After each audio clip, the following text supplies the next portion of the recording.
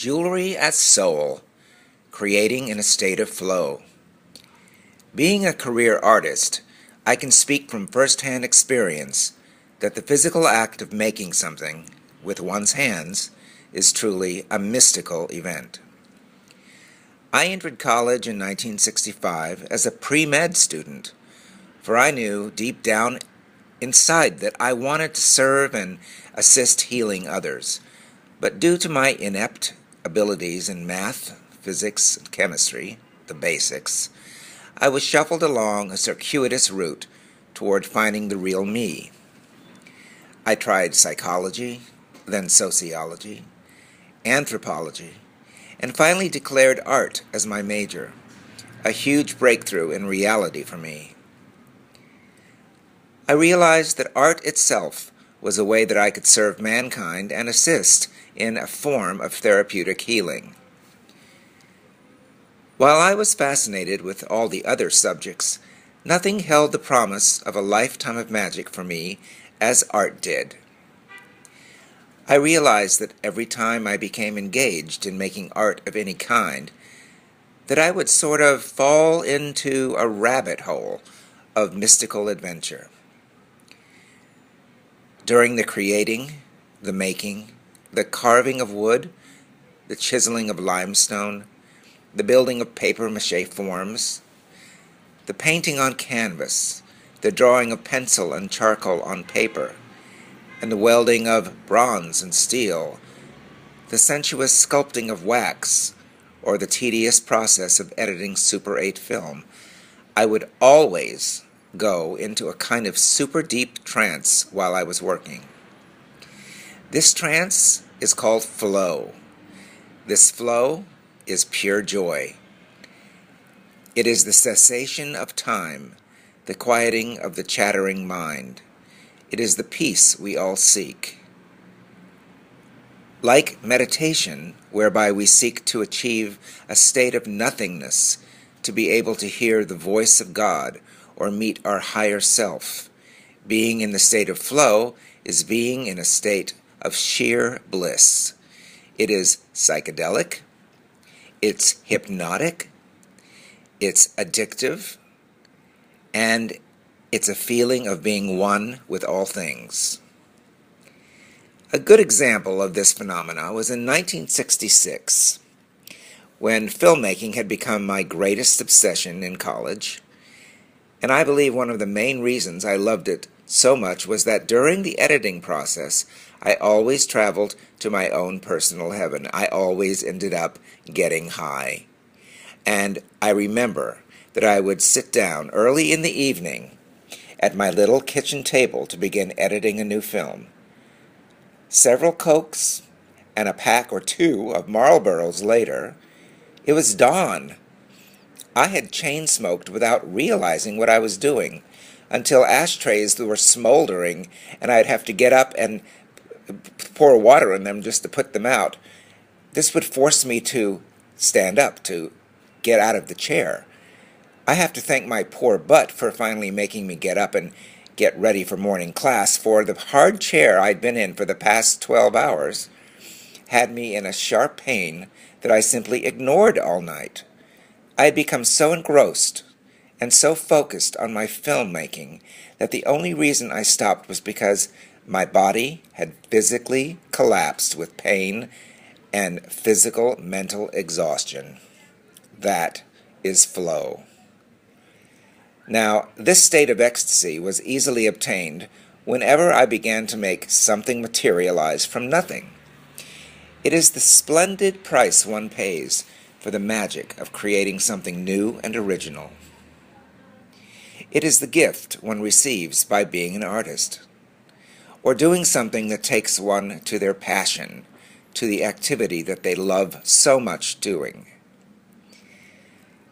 Once jewelry making became my main artistic activity and my main sole source of income, I really became in trouble with ordinary reality due to my constant state of flow.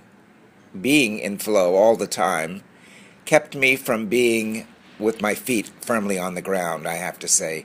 The final one-of-a-kind product that would emerge from this ecstatic state would always be a reminder to me of the hours or the days I spent in the netherworld of creativity, a very high level of vibrational being. According to Wikipedia, flow is the mental state of operation in which a person performing an activity is fully immersed in a feeling of energized focus, full involvement, and enjoyment in the process of the activity.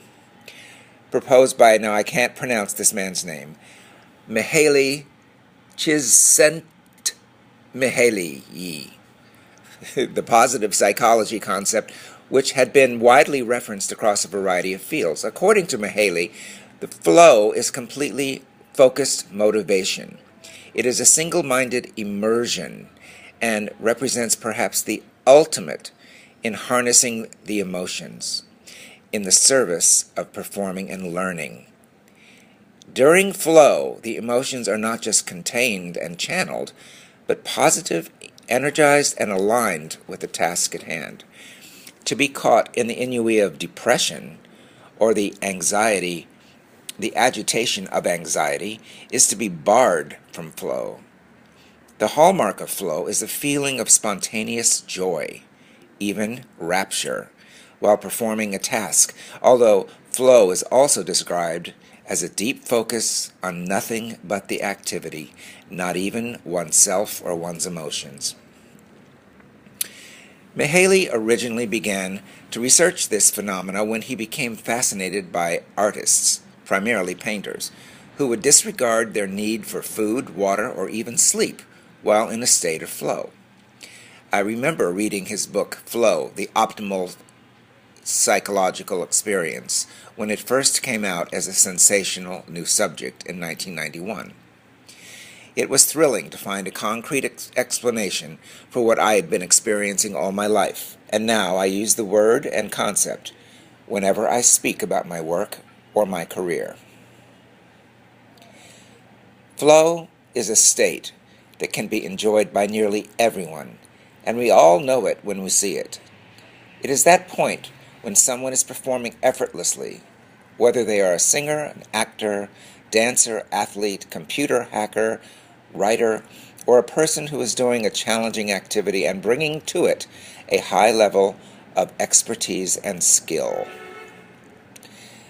The way I feel it happening physically is that when I'm focusing on making a new piece of jewelry, being very experienced and skilled at doing that under pressure, I always enter into a very positive physiological state where I can feel my heartbeat slow. I can feel my blood pressure drop, my adrenaline levels drop, and I start to become very calm. This is what I mean by getting high on creativity. There's a neurophysical chemical reaction in our bodies when we begin to work with our hands in a creative process. Excuse me. Once there is a harmony between the fingers, the hand muscles, the heart, and the visions that are coming through the mind's eye, one's pineal gland, called our psychic gland or third eye, a state of flow or bliss is activated. This physical, mental, emotional, and spiritual state of being is brought about by the process of inventing something completely new, the making of original art, which is a mythical activity involving an inner sight, a dream image, or impulse needing to become born into the material world through one's senses, via the voice and the body. A singer hears the music in her heart and with a uniquely skilled, talented voice, shares her state of bliss with us through song, melody, and lyrics. A dancer uses his well-trained muscles and entire body to express the forms and rhythms moving inside his heart. The painter replicates the visions of space and color that pour into his mind's eye by mixing paint and brushwork onto a surface. Photographers capture on film a slice of life that only they can see and then share with the rest of us. The fashion designer manifests with cloth and movement a feeling and mood that is indescribable. And the jewelry designer manipulates silver and gold into shapes that adorn the bodies of gods and goddesses in his dreams, spending hours on end, unaware of time passing, while he bends wire into waves or coils and forges sheet metal into new sculptural forms that bring divine light to the wearer.